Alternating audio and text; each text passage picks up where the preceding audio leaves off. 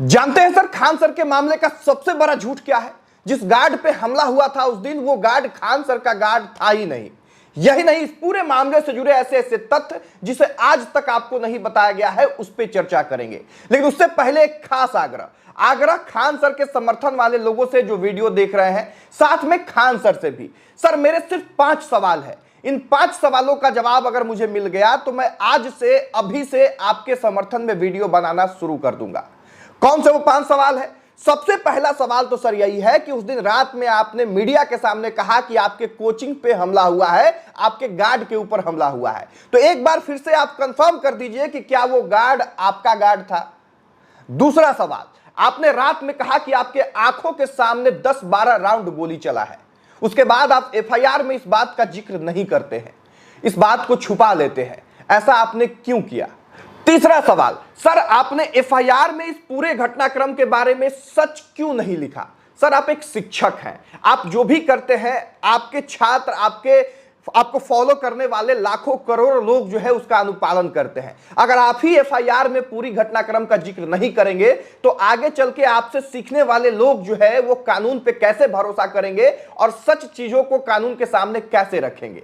चौथा सवाल, आपने कहा कि सेल्फ डिफेंस में गोली चलाई गई है। मान लिए सर कि आपने सेल्फ डिफेंस में गोली चलाया, और सेल्फ डिफेंस में गोली चलाना कोई गलत नहीं है। अगर आपके गार्ड ने उस समय, उस घटना के बाद में बाहर मोर्चा संभाला और गोली चला के लोगों को हरकाया, यह बहुत अच्छी बात है। लेकिन सर, बड़ा सवाल यह है, और चौथा सवाल भी हमारा है, कि आपने गोली चलाने का जिक्र रात में प्रशासन के सामने क्यों नहीं किया? आपने क्यों नहीं प्रशासन को बताया कि आपने सेल्फ डिफेंस में गोली भी चलाया है?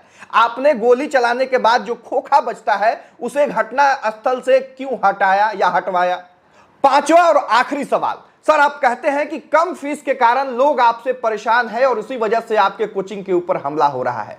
तो सर, एक बार खुल के पब्लिक के बीच में आके बता दीजिए कि आपके ऑफलाइन बैच का न्यूनतम, मिनिमम चार्ज क्या है?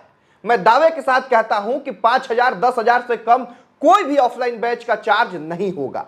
इन 5 सवालों का अगर आप जवाब दे देते हैं, या आपके चाहने वाले लोग इसका जवाब दे देते हैं, तो मैं दावे के साथ कह रहा हूं कि आगे से आपके समर्थन में वीडियो बनेगा।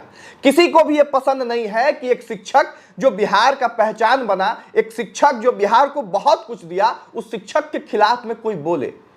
अभी बहुत सारी ऐसी चीजें हैं, बहुत सारे ऐसे सवाल हैं जिसका जवाब लोगों को नहीं मिल पा रहा है। यही कारण है कि लोग आपसे वो सवाल पूछना चाहते हैं, और सवाल पूछना कहीं से भी गुनाह नहीं है। अगर सवाल किसी के मन में कुछ उठ रहा है तो आंख मूंद के समर्थन करने से पहले यह जरूरी है कि उसके सवालों का जवाब उसको मिल जाए, और पूरी आत्मविश्वास के साथ वो आपके साथ खड़ा हो।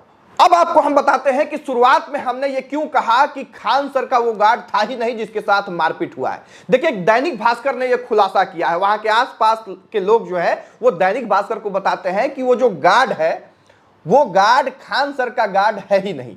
वो गार्ड है किसान कोल्ड स्टोर का, जो कैंपस में बहुत सारा कोचिंग है। खान सर का भी कोचिंग वहीं पे है, ज्ञान बिंदु का भी शायद ऑफिस वगैरह वहां पे है, और भी बहुत सारे छोटे छोटे कोचिंग संस्थान वहां पे है। और उसी कैंपस का वो गार्ड था चुनचुन या चुनमुन, जिसके ऊपर उस दिन हमला हुआ। लेकिन खान सर ने इसको ऐसे बता दिया लोगों के बीच में आके कि उनके कोचिंग के ऊपर हमला हुआ है और गोली चला है। ये कहां तक सही है?